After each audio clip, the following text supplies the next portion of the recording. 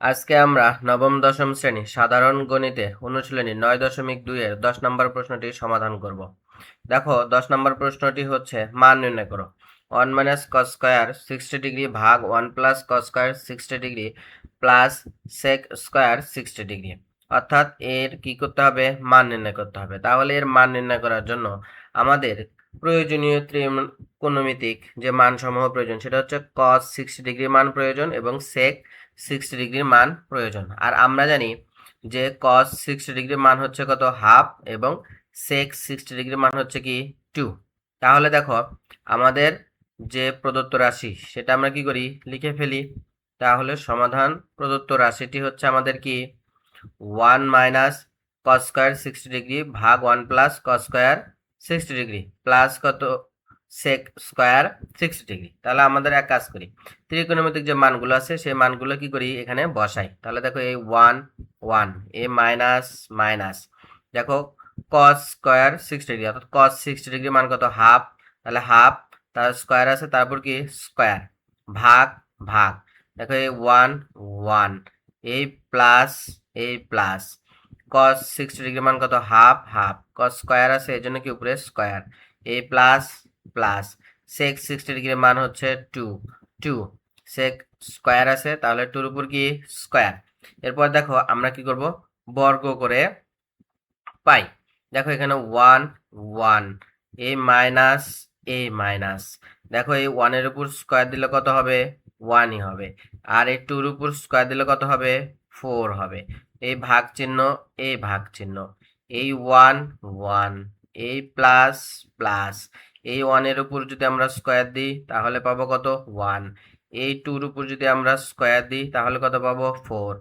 এই plus plus, 2 এর উপর স্কয়ার দিলে কত হবে? 4 হবে। ঠিক আছে। এরপরে দেখো আমরা কি করব? লব ও হরের লসাগু করব। তাহলে দেখো আমরা যদি লব এবং হরের কি করি? লসাগু করি। দেখো এই 1 এর নিচে কিছু না, মানে মনে মনে কি আছে? 1 আছে। সেই 1 আর এই 4 এর লসাগু কত? 4।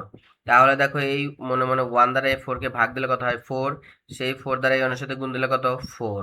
এরপর মাইনাস মাইনাস, 4 আর 4 কি গেল? কেটে গেল। এই একের সাথে এক থাকলো, এক দ্বারা এই একের সাথে গুণ দিলে কত? 1। আমরা সোজা নিয়মে শিখি। ঠিক আছে। এরপরে দেখো আমাদের 1 প্লাস 1 ভাগ কত? 4। তাহলে দেখো এই 4 আর এখানে 1 এর লসাগু কত? 4। তাহলে এখানে কিছু না, মানে কিছু নাই, আমরা এক কাজ করতে পারি। আমরা যদি বুঝি যে এই 4 দ্বারা ডাইরেক্টলি এই অনের সাথে গুণ দিলে কত? 4 হয়। এরপর প্লাস প্লাস, এই 4 থেকে ভাগ দিলে কত? 1। সেই 1 দ্বারা এই অনের সাথে গুণ দিলে কত? 1। এরপর প্লাস প্লাস, এই 4 কত? 4। এরপর দেখো আমরা কি করছি? যোগ বিয়োগ করে ফেলছি। এই 4 এর ভেতর থেকে 1 বাদ দিলে কত হয়? 3। আর নিচে 4 ছিল 4। 4 এর সাথে 1 যোগ করলে কত? 5। আর নিচে 4 ছিল 4। এই যোগ যোগ, এই 4 4। এদের ভগ্নাংশ আমরা কি দিব?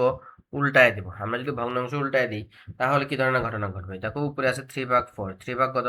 4। তাহলে ভাগ হয়ে যাবে কি? গুণ। গুণ দিলাম। তাহলে নিচে যে ভগ্নাংশ আছে এই ভগ্নাংশের নিচের অংশটি কোথায় যাবে? উপরে। তাহলে 4 কোথায় যাবে? উপরে। আর উপরের 5 আসবে কোথায়? নিচে। এরপরে যোগ যোগ, এই 4 4। এরপরে দেখো আমরা যদি এই 4 আর এই 4 কি যায়? কেটে যায়। তাহলে এখানে আমরা পাবো হচ্ছে 3 ভাগ কত? 5 যোগ কত? 4। এরপরে দেখো লসাগু করে চূড়ান্ত মান নির্ণয়। আমাদের এই 4 এর নিচে কিছু না, মানে মনে মনে 1 আছে। 1 আর 5 এর লসাগু কত? 5। তাহলে 5 দ্বারা 5 কে ভাগ দিলে কত? 1। 1 দ্বারা 3 সাথে গুণ দিলে কত? 3। এরপরে যোগ যোগ, এর নিচে 1 আছে। 1 দ্বারা 5 কে ভাগ দিলে কত? 5। তাহলে 5 কার সাথে গুণ? 4 এর সাথে গুণ। তাহলে 4 গুণন কত? 5। তাহলে উপরে দেখো আমরা কি পাবো? 3 3 প্লাস প্লাস, 4 5 কত? 20। তাহলে 20 পাবো আমরা। আর নিচে কত? 5 পাবো। তাহলে আমরা দেখো 20 এর সাথে 3 যোগ করলে কত? 23। আর নিচে কত? 5। এটাকে আমরা যদি ভগ্নাংশ আকারে লিখি তাহলে লিখতে পারবো 4 ইন্টু 3 ভাগ কত? 5। তাহলে দেখো আমাদের নির্ণয় মান হচ্ছে কত? 23 ভাগ কত? 5। বুঝতে পারছি আমরা। তাহলে আমাদের যে 10 নম্বর অঙ্কটি রয়েছে তার মান হচ্ছে 23 ভাগ 5 অথবা 4 ইন্টু 3 ভাগ কত? 5। এটাই আমাদের সমাধান। ধন্যবাদ।